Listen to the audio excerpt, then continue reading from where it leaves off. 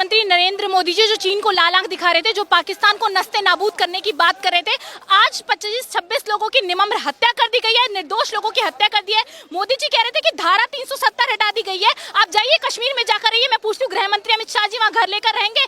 आज जो 27 लोगों की हत्या हुई है, क्या उसके बाद कोई कश्मीर जाएगा? मैं तो नहीं जाऊंगी। मुझे अपनी सुरक्षा की टेंशन है, क्योंकि मेरे पास कंगना रनावत की तरह Z+ सिक्योरिटी नहीं है, मेरे पास बाबा रामदेव की तरह Z+ सिक्योरिटी नहीं है, मेरे पास नरेंद्र मोदी जी उनकी कैबिनेट की तरह सिक्योरिटी नहीं है। तो हम तो नहीं जाएंगे तो कश्मीर कौन जाएगा? नरेंद्र मोदी जी से मैं पूछती हूँ, इतने लोगों की हत्या हो चुकी है, देश के अंदर शौक मना रहे हैं लोग, और नरेंद्र मोदी जी बैठकर बिहार के अंदर चुनावी रैली कर रहे हैं। वो रैली कैंसिल की जा सकती थी, लेकिन मोदी जी ने नहीं की, क्योंकि उनके लिए चुनाव वोट ज्यादा जरूरी है। बैठकर मंच पर नीतीश कुमार जी के साथ ठहाके लगा रहे हैं। शर्म आनी चाहिए देश के प्रधानमंत्री जी को। मुझे शर्म आती है कि हमारे देश का प्रधानमंत्री ऐसा है जो कहता है कि मैं बिहार में खड़े होकर कश्मीर से जो आवाज जा रही है पाकिस्तान तक, उनको ललका रहा हूँ। साउंड इतनी तेज मोदी जी ट्रेवल नहीं करता है जितनी तेज आप समझते हैं। कश्मीर जाकर के संदेश देते देश को कि पाकिस्तान को पूरे देश के नक्शे से नस्ते नाबूद कर दिया जाएगा। पर सवाल यह है कि 2 घंटे तक जहां चप्पे चप्पे हम भारत जोड़ो यात्रा में राहुल जी के साथ चले, हमने देखा है कि चप्पे चप्पे पर सीआरपीएफ तैनात है, तो 2 घंटे तक लोग रोते रहे। ना वहाँ सुरक्षा शिविर का इंतजाम, ना वहाँ पुलिसकर्मी, ना वहाँ सुरक्षा कर्मी।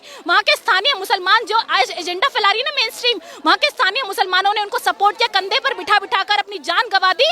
तो ये क्यों पूछा, ये कह रहे हैं धर्म पूछकर क्यों मारा गया? मैं बताती हूँ किस लिए मारा गया, क्योंकि देश के अंदर धर्म की राजनीति चल रही है। आपको समझने की जरूरत है कि देश में धार्मिक उन्माद फैलाने के लिए काम किया गया है। इसलिए आज हिंदू मुस्लिम को एकजुट होकर के पाकिस्तान से लड़ने की जरूरत है, देश में लड़ने की जरूरत नहीं है। इस्तीफा देना चाहिए गृह मंत्री अमित शाह को। नैतिकता के आधार पे अमित शाह जी को इस्तीफा देना चाहिए, क्योंकि ये पहला वाकया नहीं है, इससे पहले भी हो चुके हैं, मगर हमें पता है कि वो इस्तीफा नहीं देंगे।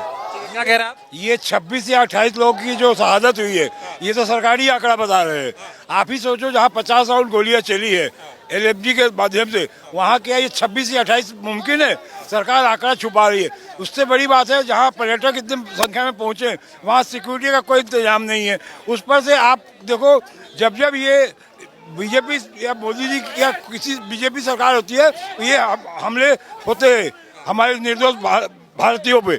और अभी ये क्या, इसको हिंदू मुसलमान में बांटने का घृणित प्रयास कर रहे हैं, जो कि सबसे शर्मनाक और अफसोस है। इस मुद्दे को एकदम हिंदू मुस्लिम का रंग दिया जा रहा है। ये बिल्कुल आप, ये साफ दिख रहा है। आप देख लीजिए सोशल मीडिया में वायरल वीडियोस, ये साफ दर्शा रहे हैं। कल भी एक वीडियो आया है जिसमें साफ दिखाया जा रहा है कि हिंदू मुसलमान करके और आगे ये वोट मांगने की मोदी जी तैयारी कर रहे हैं। बिहार के चुनाव में क्या वजह था, जब आप वहाँ का सऊदी अरेबिया का आपने टूर कैंसिल करके आप बिहार मतलब दिल्ली आ गए, आकर के आपने कल सर्वदलीय बैठक हुई, तो सर्वदलीय बैठक में प्रधानमंत्री का अनुपस्थिति बहुत सारे सवाल खड़े करते हैं। आपको बिहार जाना जरूरी है। उसका दुस्साहस बढ़ रहा है भारत पे हमला करने। ये हमारी सरकार की नाकामी है। एक देश का प्रधानमंत्री सऊदी अरब से ये कह गया था कि मेरे देश में सबसे बड़ा आतंकी हमला हुआ है, मैं वहाँ जाके कार्रवाई करूंगा। वो कश्मीर में नहीं जाके बिहार में जाके रैली निकालता है और वहाँ से पाकिस्तान को जवाब देता है। उसने अगर थोड़ी बहुत भी सहनशीलता बची है नरेंद्र मोदी में,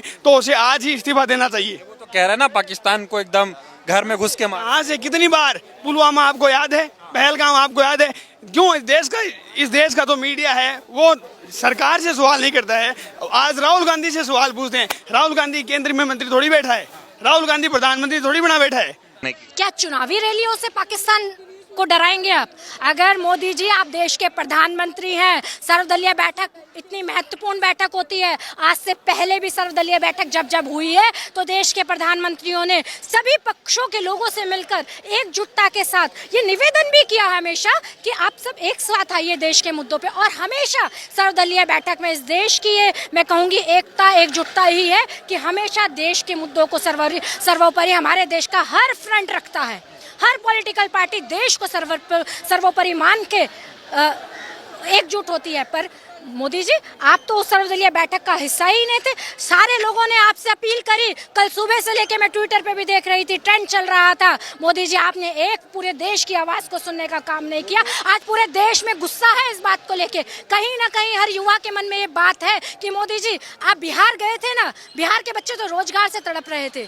अगर जाना था तो पहले जाते ना, आपकी सरकार थी ना, आपकी। वहाँ नीतीश कुमार के साथ हंस रहे हैं और जो परिवार जो जिनके अपने शहीद हुए हैं, जिनको गोलियों से भूना गया है, वो रो रहे हैं और प्रधानमंत्री हंस रहा है। देश की बहन बेटियां खून के आंसू रो रही हैं, चाहे पुलवामा हो, हमारी बहन बेटियां कैसे रोई पूरे देश ने देखा। मैं तो उत्तराखंड से आती हूँ, दो हमारे मेजर की शहादत वहाँ से हुई है, मैं उनको भी श्रद्धासुमन अर्पित करती हूँ। और आज फिर हमारे जो पहलगाम है, 29 भाई इस देश के देशवासी, हमारे अपने भाई, आपके अपने भाई शहीद हो गए हैं। क्या मोदी जी आपको सूद नहीं लेनी चाहिए उन परिवारों की जिनको शहादतों पे, जिनको लाशों पे केवल और केवल वोट बटोरने हैं? मैं धिक्कार करती हूँ मोदी जी, अभी भी शर्म, ये जो हमारे देश के शहीद हैं ना, इनकी शहादतें आपको लताड़ती हैं। शर्म कीजिए, अभी भी समय है, जाग जाइए, न्याय कीजिए। एक शब्द होता है न्याय, इसकी गंभीरता को समझिए। मोदी जी का सिर्फ ये काम है, मैंने कहा ना, वो लाशों पे, वो शहादतों पे, वो धर्म पे केवल राजनीति करते हैं। उनको जब जब जिम्मेदारी लेने की बात होती है वो मौन हो जाते हैं और देश के साथ धोखा, अन्याय ही उनको हाथ पड़ता है। जिन्होंने बहुत प्यार से झोली भर भर वोट मोदी जी और मोदी जी के सरकार के लोगों को दिए थे, जब उनको देने की कुछ बात आती है, जब उनके कंधे पे हाथ रखने की बात आती है, तो मोदी जी के हाथ ठन ठन गोपाल हो जाते हैं। ये दुर्भाग्य है इस देश का। इस बार आतंकवादियों ने जिस तरह हमला किया और धर्म पूछ के मारा, भारतीय जनता पार्टी और उसके कुछ गुर्गे जो आतंकवादियों की भाषा बोल रहे हैं, बड़ी शर्म की बात है। आज पूरे देश में ये प्रचारित किया जा रहा है कि धर्म पूछ के मारा गया। मैं भारतीय जनता पार्टी और ऐसे गद्दारों से ये कहना चाहूँगा कि जो पार्टी जाति देखकर उनके मुंह पे पेशाब करती है, जो पार्टी जाति देकर गाय के नाम पर हत्या करती है, सैकड़ों दलितों की हत्या इस भारतीय जनता पार्टी के लोगों ने की है। भारतीय जनता पार्टी जाति देख के, उसके कुछ नेता बलात्कार में शामिल है, तो जाति और धर्म के नाम पर बांटने वाले नरेंद्र दामोदर दास मोदी और अमित शाह, उनसे सीधा सवाल है कि पुलवामा के बाद ये पहलगाम हमला क्यों हुआ? आपने कहा कि नोटबंदी के बाद आतंकवाद खत्म हो जाएगा, 370 हटने के बाद आतंकवाद खत्म हो जाएगा, लेकिन इन्होंने देश के साथ गद्दारी की। नहीं, जो बीजेपी के गिद्ध हैं उन्होंने राजनीति शुरू कर दी। देखिए, ये अमित शाह बोलते हैं ना क्रोनोलॉजी, तो उसी तरह क्रोनोलॉजी समझिए। पुलवामा हमला कब होता है? जब 2019 में लोकसभा चुनाव से ठीक 1 महीना पहले, तो उस समय देश के मुद्दों को गौण करके बिल्कुल जीरो करके ये चुनाव जीतते हैं। आज देश के अंदर आप देखिए, संविधान के मुद्दे पर बीजेपी गिर रही है, सुप्रीम कोर्ट से इनका टकराव है, जातीय जनगणना पर टकराव है। ऐसे समय में पहलगाम हमला एक सवाल का विषय है। क्यों 2000 से ज्यादा पर्यटकों की सुरक्षा नहीं की गई? सेना में 1 लाख से ज्यादा पद खाली हैं, उसके लिए कौन जिम्मेदार है? हमें लगता है कि ये हमला एक साजिश के तहत हुआ है, और जिस तरह हमले की रूपरेखा और हमले के बाद जिस तरह से एक प्रोपेगेंडा सोशल मीडिया पे चलाया जा रहा है, कहीं ना कहीं भारतीय जनता पार्टी को जवाब देना पड़ेगा। और देश की हर जनता जानती है कि इस तरह की हरकतें कौन कर सकता है। मैं पूछती हूँ, इंटेलिजेंस एजेंसीज क्या कर रही थी? गृह मंत्री अमित शाह जी क्या कर रहे थे? डिफेंस मिनिस्टर क्या कर रहे थे? 26-27 लोगों की मौत के बाद आप वहाँ शोक व्यक्त करने जाते हैं, तो मुझे नहीं लगता कि आप होम मिनिस्ट्री के पद पर रहने के लायक है। हमारे 27 लोग तो चले गए ना, 26 लोग तो चले गए, लेकिन गृह मंत्री अमित शाह जी वहाँ पर जाकर शोक व्यक्त कर रहे हैं। तो मोदी जी और गृह मंत्री अमित शाह जी का यही एजेंडा, आधी जगह पर वो जाते नहीं, और जहाँ जाते हैं वहाँ राजनीति के लिए जाते हैं। बताइए, अमित शाह कहते थे 370 खत्म हो जाएगा, आतंकवाद खत्म हो जाएगा, नोटबंदी से आतंकवाद खत्म हो जाएगा। कांग्रेस के समय जगह जगह बम ब्लास्ट होते थे। हमारी सरकार आई है, पाकिस्तान की हिम्मत नहीं होती कि ऐसा कोई हमला कर पाए। अब इसके बाद कोई शब्द जवाब नहीं निकल रहा। देखिए, पुलवामा हमले के बाद अगर इन सपेरों को बंद कर दिया जाता ना, तो आज इतनी हिम्मत नहीं होती। मुझे लगता है कि पहलगाम जो हुआ है वो सिर्फ उन्हें पता है कि सुरक्षा में बड़ी चूक है। आप ये देखिए कि कोई एजेंसीज काम नहीं कर रही, अभी तक पता नहीं लगेगा टेररिस्ट सारे मारे नहीं गए, सबका पता नहीं लगा। लेकिन गृह मंत्री अमित शाह जी आज भी कहते हैं कि हमारी वजह से कश्मीर के अंदर शांति है। जिस शांति, अमन, चैन की आप बात कर रहे थे ना, उस कश्मीर में आज के बाद कोई पर्यटक नहीं जाएगा, वहां लोगों का बिजनेस ठप हो जाएगा, वहां के लोग क्या काम करेंगे?